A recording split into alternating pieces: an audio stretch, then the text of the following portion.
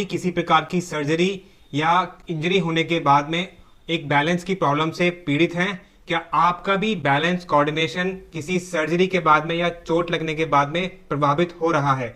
क्या आप भी ऐसा फील करते हैं कि किसी अनइवन सरफेस या किसी नई जगह पे जाने पे आपके मन में कुछ संकोच होता है और आप वहां चलने में थोड़ा सा डगमगाते हैं?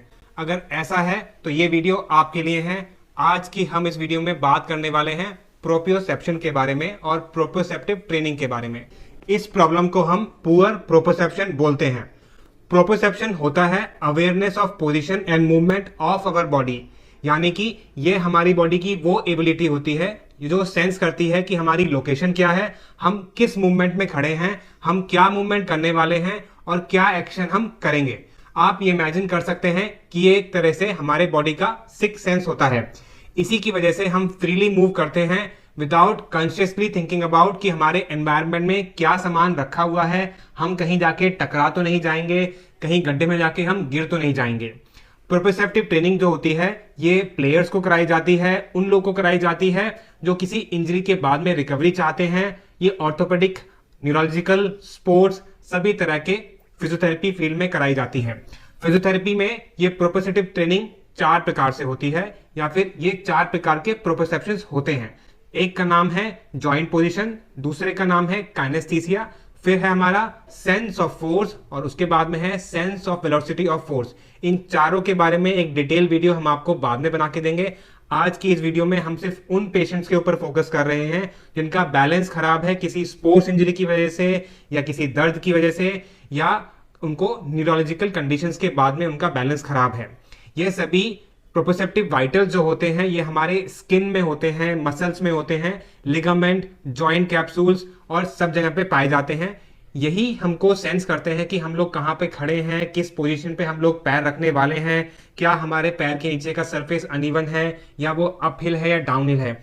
यही पोजीशंस हमारे जो कि स्किन में, मसल्स में होती है, ये वहां से कुछ सेंसेस को रिसीव करके हमारे ब्रेन के पास में वो इंफॉर्मेशन देती है कि क्या आप गिरने वाले हैं, क्या आपको अपने आप को गिरने से बचाना है। चोट लगने के बाद में यही वाइटल जो हमारी skin, muscles, joint space, ligaments में होते हैं, इन्हीं वाइटल्स का जो तालमेल होता है हमारे एफ्रेन फाइबर्स और हमारे ब्रेन के पास में, वही तालमेल थोड़ा बिगड़ जाता है जिसकी वजह से हमारा बैलेंस थोड़ा सा पुअर हो जाता है। चोट लगने के अलावा भी कुछ ऐसी न्यूरोलॉजिकल प्रॉब्लम्स होती हैं जिसमें कि हमारा प्रोप्रियोसेप्शन खराब होता है, जैसे कि पैरालिसिस के बाद में भी ये होता है, multiple sclerosis, Parkinson disease, Huntington disease. ये कुछ इस तरह की बीमारियां होती हैं न्यूरोलॉजिकल जिसमें कि हमारा प्रोप्रियोसेप्शन खराब हो जाता है। अगर आपको कमर का दर्द है, अगर आपकी स्लिप डिस्क हो गई है, अगर आपको स्टेनोसिस है, उसके बाद भी ये देखा जाता है कि कोई एक पेशेंट यहाँ पे आके बोलता है कि सर मेरा जो बैलेंस है वो पहले जैसा नहीं रहा है। अगर स्पोर्ट्स इंजरीज हुई हैं, जैसे कि आपके एंकल में कोई स्प्रेन आ गया है या फिर आपके नी में कोई एसीएल लिगामेंट इंजरी हो गई है या फिर आपके शोल्डर में कोई शोल्डर डिस्लोकेशन हो गया है, तो ना केवल आपके बैलेंस में भी प्रॉब्लम आती है, अगर आपके शोल्डर जैसी कुछ अपर लिम्ब की समस्याएं हैं तो वहां पे भी आपका प्रोप्रियोसेप्शन थोड़ा सा गड़बड़ाता है। तो इसी प्रोप्रियोसेप्शन को ठीक करने के लिए हम लोग प्रोप्रियोसेप्टिव ट्रेनिंग कराते हैं। प्रोप्रियोसेप्टिव ट्रेनिंग एक स्पोर्ट्स इंजरी रिहैब में काफी इंपॉर्टेंट चीज है क्योंकि उसी ट्रेनिंग करने के बाद ही एक एथलीट अच्छे से ग्राउंड पे जा सकता है, वहां जाके वो अपना बेस्ट परफॉर्मेंस दे सकता है और वहां से बिना इंजरी के लौट के आ सकता है। और बहुत अच्छा बात है कि वहां से वो कोई इनाम या ट्रॉफी भी जीत के आए। तो आज की इस आने वाली वीडियो में हम आपको अब ये बताने वाले हैं कि इस तरह की चोट लगने के बाद में आप किस प्रकार से प्रोप्रियोसेप्टिव ट्रेनिंग करके अपने रिहैब को पूरा कर सकते हैं। और खासतौर से अपने जो खिलाड़ी हैं वो ही नहीं, जो पेशेंट हैं न्यूरो वाले, जो फिर ऑर्थो वाले, जो कि कमर दर्द वाले पेशेंट हैं, उनके लिए भी ये प्रोप्रियोसेप्टिव ट्रेनिंग बहुत जरूरी है। अब जो ये प्रोप्रियोसेप्टिव ट्रेनिंग होती है ये 2 तरीके से होती है। एक का नाम है स्टैटिक प्रोप्रियोसेप्टिव ट्रेनिंग और दूसरे का नाम है डायनेमिक ट्रेनिंग। स्टैटिक ट्रेनिंग बहुत ज्यादा यूज करी जाती है अपर लिम्ब ट्रेनिंग के लिए और ये यूज होती है न्यूरो रिहैब में, यानी कि उन पेशेंट्स के लिए जो कि न्यूरोलॉजिकल पेशेंट से पीड़ित हैं। और जैसे कि बात कर सकते हैं हम पार्किंसंस के बारे में या फिर वो एटेक्सिया रिलेटेड स्ट्रोक जिसमें कि पेशेंट का बैलेंस थोड़ा सा पुअर हो जाता है। देखिए इसमें आप एक फिंगर टू फिंगर टेस्ट की तरह से ये वाली एक्सरसाइज कर सकते हैं।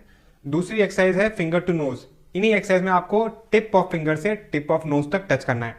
तो ये 2 एक्सरसाइज हैं स्टैटिक के लिए। उसके बाद में आप पेशेंट से बोल सकते हैं कि वो इस तरह से कुछ रिपीटेड मूवमेंट्स करे, इससे भी उसका थोड़ा सा कोऑर्डिनेशन इंप्रूव होता है। साथ ही साथ आप उससे बोल सकते हैं कि वो ऑल्टरनेट अपने हैंड पे क्लैप करे, राइट हैंड से as well as with the left hand.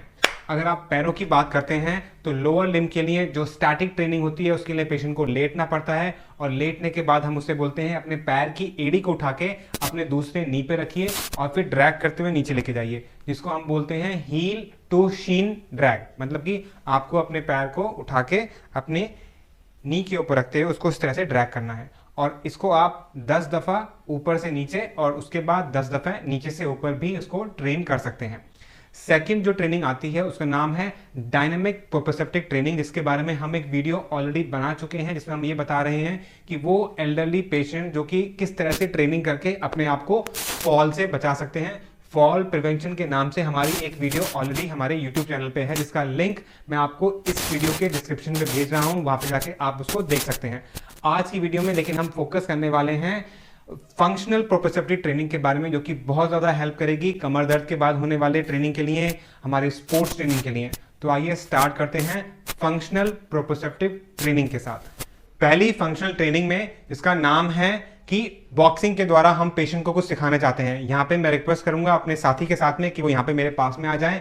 यहाँ पे हम एक बॉक्सिंग को गेम खेल रहे हैं जिसमें नॉमेनक्लेचर है कि हमारा जो लेफ्ट हैंड है ये नंबर 1 है और राइट हैंड नंबर 2 है। यहाँ पे डॉक्टर आंचल मेरे को जो कि एक पेशेंट समझ के कमांड करेंगी और मैं उसके अकॉर्डिंगली अपना पंच करूंगा, क्योंकि जैसे ये मेरा हाथ है लेफ्ट वाला, इसको मैं उनके लेफ्ट हैंड पे पंच करूंगा और राइट हैंड को राइट हैंड पे पंच करूंगा। लेकिन वो होगा जैसे कि वो नॉमेनक्लेचर बोलेंगी 1 2 1 या फिर 2 1 2। आप देख सकते हैं इसको, यहाँ मैं लेफ्ट से उनके लेफ्ट पे पंच करूंगा और ये 1 है और ये हाथ 2 है। 1 1 2 2 2 1। सेकेंड फंक्शनल प्रोप्रोसेप्टिव ट्रेनिंग में मैं डॉक्टर आंचल से रिक्वेस्ट करूंगा कि वो एक जिम बॉल को मेरे ऊपर थ्रो करें और उसको मैं कैच करने की कोशिश करूंगा, प्लीज।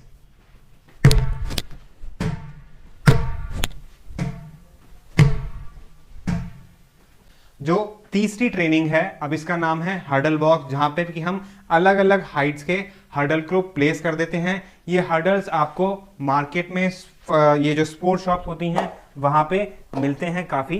तो आप इनको मानिए कि ये 2 इंचेस से लेके और 8 इंचेस के अलग अलग हर्डल्स होते हैं। आप पेशेंट से बोल सकते हैं कि वो इसके ऊपर से क्रॉस करते हुए इस तरीके से चलें, तो इसको हम हर्डल वॉक बोलते हैं।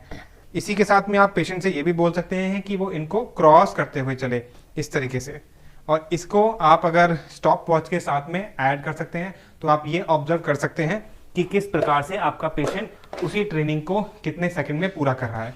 फिर मैं इन हर्डल्स को अपने चारों तरफ इस तरह से प्लेस कर देता हूँ और फिर मैं बीच में खड़ा हूँ, और फिर मेरा जो थेरेपिस्ट है या फिर जो मेरे गार्जियन है वो उन्होंने इसको नंबर दे दिया है 1 2 3 4।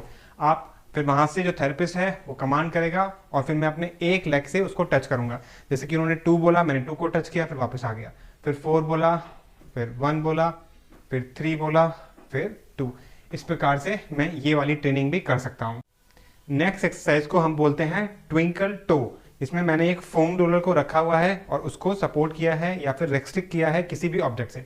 यहाँ पे मैं कमर दर्द के पेशेंट को या फिर किसी तरह के स्पोर्ट्स इंजरी के पेशेंट को बोल रहा हूँ कि यहाँ से बस इसको इस तरह से हिट करे और हिट करते हुए अपने बैलेंस को बना के रखे। यही काम हम किसी फुटबॉल या फिर हैंडबॉल के साथ भी कर सकते हैं। और अगर आप इस ट्रेनिंग को थोड़ा और अच्छे से करना चाहते हैं तो आप आई क्लोज करके भी इसको इस तरह से कर सकते हैं। अगली एक्सरसाइज में जो थेरेपिस्ट है वो पेशेंट को वॉक करते वक्त सडन एक कमांड देगा और वहां से उसको बोलेगा अपनी डायरेक्शन को चेंज करने के लिए। लेट सपोज कि अगर पेशेंट सीधा वॉक कर रहा है तो अचानक से एक कमांड आएगा कि उसकी डायरेक्शन चेंज हो, जो कि एक थेरेपिस्ट के द्वारा दिया जाएगा और पेशेंट अपनी डायरेक्शन को चेंज करेगा। यहाँ पे डेमोन्स्ट्रेशन में मैं फिर से अपने कलीग से बोलता हूँ कि इसको डेमोन्स्ट्रेट करके आपको दिखाते हैं। तो मैं सीधा वॉक कर रहा हूँ और वहां सामने से मेरी तरफ एक कमांड आएगा, Backwards, turn left, forward, backwards, turn right, forward, turn left, turn right, turn left, turn left, forward, turn right, turn right। तो इस प्रकार से जब कोई सडन कमांड आता है तो ये भी आपके प्रोप्रोसेप्टिव्स को ट्रेन करता है। तो आज का जो वीडियो है ये बहुत हद तक फोकस करता है फंक्शनल प्रोप्रोसेप्टिव ट्रेनिंग के ऊपर। मैं उम्मीद करता हूं कि आपकी बैलेंस और प्रोप्रोसेप्टिव ट्रेनिंग इस वीडियो को वॉच करने के बाद में डेफिनेटली इम्प्रूव करेगी। अगर इम्प्रूव ना हो और उससे रिलेटेड अगर आपके पास में कोई क्वेश्चन है तो इसी वीडियो में नीचे की तरफ हमारा एड्रेस, ईमेल आईडी और फ़ोन नंबर काफ़ी बार फ्लैश करता है। आप उन सभी कॉन्टैक्ट पॉइंट पे जाके हमसे संपर्क कर सकते हैं। एक मामूली सा शुल्क देने के बाद में एक ऑनलाइन कंसल्टेशन हो सकता है और जॉइंट एफर्ट्स के अनुभवी फिजियोथेरेपिस्ट आपसे संपर्क कर सकते हैं। जॉइंट एफर्ट फिजियोथेरेपी क्लिनिक से इसी प्रकार से जुड़े रहिए और हमारी वीडियो को आगे प्रमोट करिए। Thank you.